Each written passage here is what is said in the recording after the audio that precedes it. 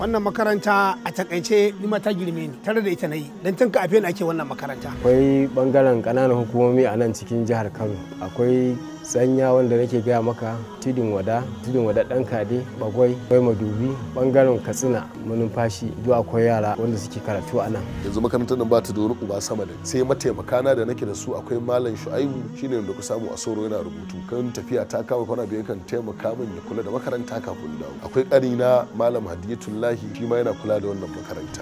Ni ka haifi ɗanka haka aka haife shi. Kake takama cewa kai kana da kuɗi wallahi ma ubansa yana da kuɗin. Haka ake turo mana wannan magana ce ta banza. Magana ce ni a tunani sun suka fanci wannan abun. A cewa almajiri an haife shi an turo shi an jefo shi waye. Amma kuma suna ce a cikin almajiran ko tun daga sanar a kundin sarjin musu na ce mana aiki za musu aiki don gwa kuɗi waye ko da kuɗin ka da kuɗi na je na sai wani bai an taimake ni. An yi haddace sai ya wanke kuma sai sake wannan. Haddacewa yana ɗaukar kwana na. Haddacewa mai kwakwalwa wani kwana 3-4 ya haddace wani kuma sai sati sannan ya haddace. Ka san Qur'ani yadda yake azizun ne.